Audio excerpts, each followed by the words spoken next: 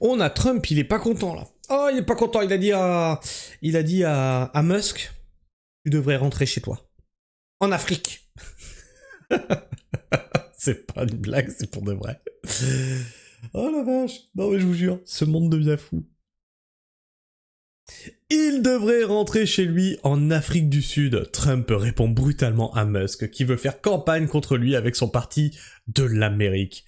Du coup, est-ce que ça va devenir le parti de l'Afrique? On ne sait pas. On ne sait pas, peut-être. Malgré les récentes tentatives d'apaisement, Elon Musk et Donald Trump se sont une nouvelle fois invectivés sur les réseaux sociaux respectifs autour du projet de loi budgétaire voulu par le président américain. Le ton continue de monter entre Donald Trump et Elon Musk. Nouvel épisode dans la médiatique rupture entre les deux hommes. Le président américain a affirmé que le patron de Tesla et SpaceX devrait probablement fermer boutique et rentrer chez lui en Afrique du Sud si les États-Unis retiraient les subventions accordées à ces entreprises. Oh putain, ça c'est une menace. On n'est plus dans un pays de droit, du coup, Trump, si tu fais ça. Si tu vises une entreprise précise. De l'autre côté, on a l'affaire P. Diddy. Vous savez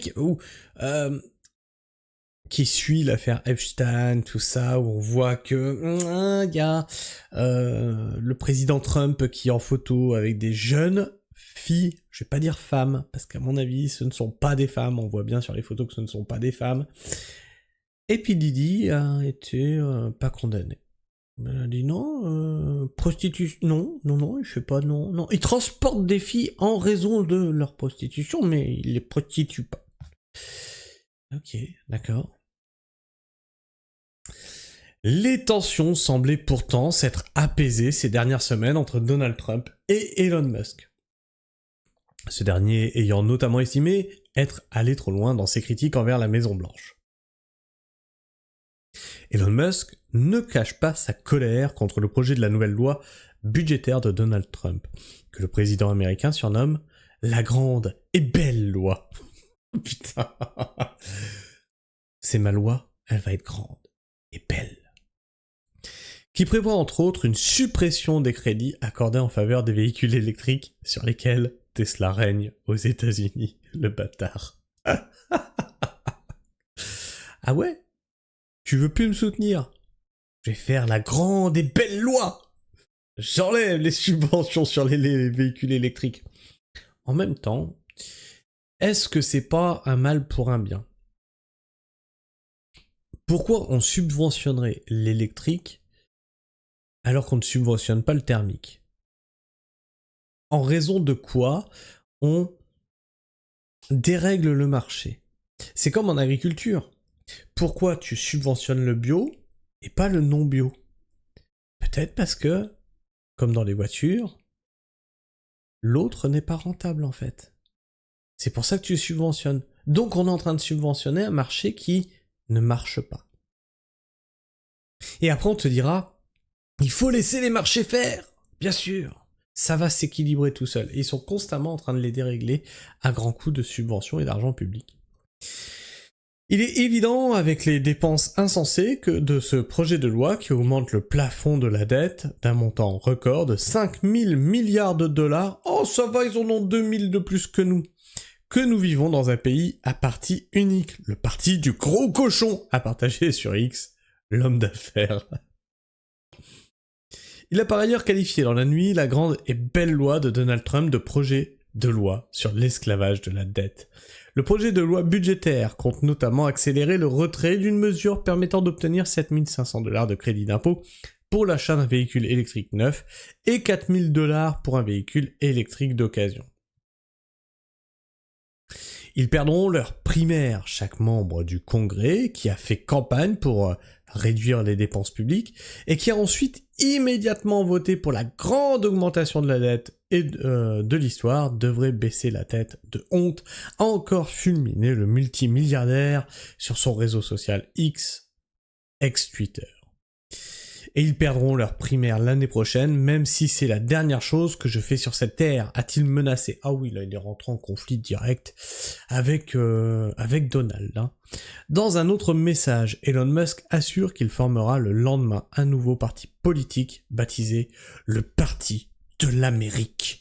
Si ce projet de loi de dépenses insensé est adopté, notre pays a besoin d'une alternative au parti unique démocrate républicain pour que le peuple ait réellement une voix, a affirmé Elon Musk, qui avait été un fervent soutien de Donald Trump au cours de sa dernière campagne présidentielle.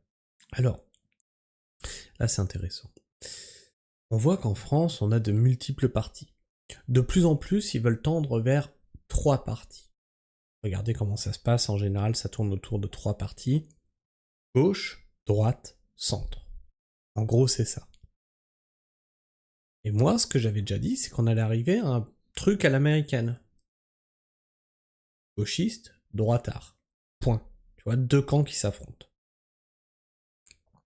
Et on voit qu'en Amérique, ils ont toujours 20 ans d'avance sur nous, maintenant c'est même plus, parce que gauche-droite c'est démocrate-républicain, c'est, il nous faut le parti unique maintenant.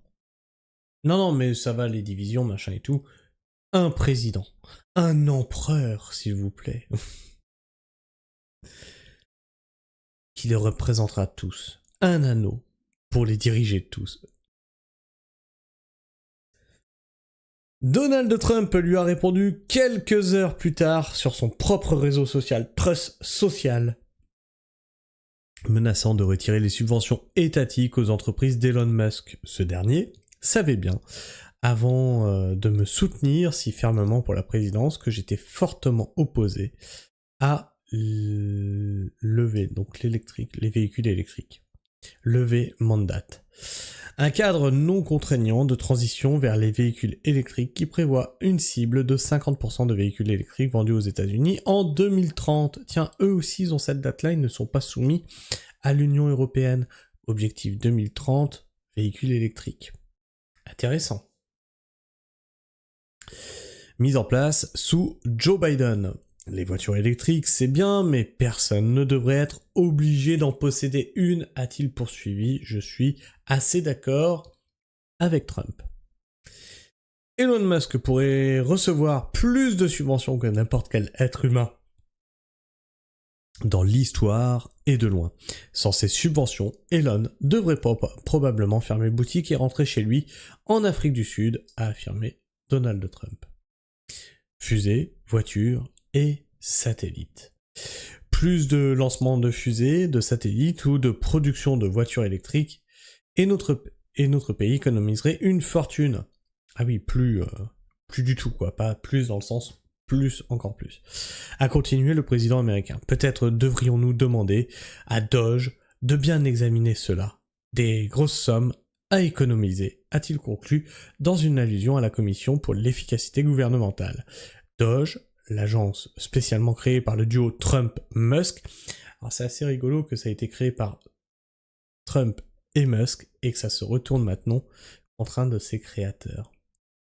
Eh oui. Mais par contre, si tu arrêtes les lancements de fusées, de satellites, production de voitures, etc., bref, si tu arrêtes l'innovation, où va aller ton pays? Je veux dire, tu veux plus de recherche, tu veux plus de science, tu veux plus rien, quoi. Tu veux plus de production. Regarde où en est la France aujourd'hui, hein. On a viré la production à l'étranger, etc. Peut-être pas la meilleure idée. Hein. Pour réaliser des dizaines de milliards de dollars d'économies dans l'administration américaine. Musk semble en tout cas vouloir aller très vite. Il vient de partager, toujours sur X, un message dans lequel il assure vouloir participer au financement de la campagne d'un candidat républicain dissident qui se présente aux élections du Congrès.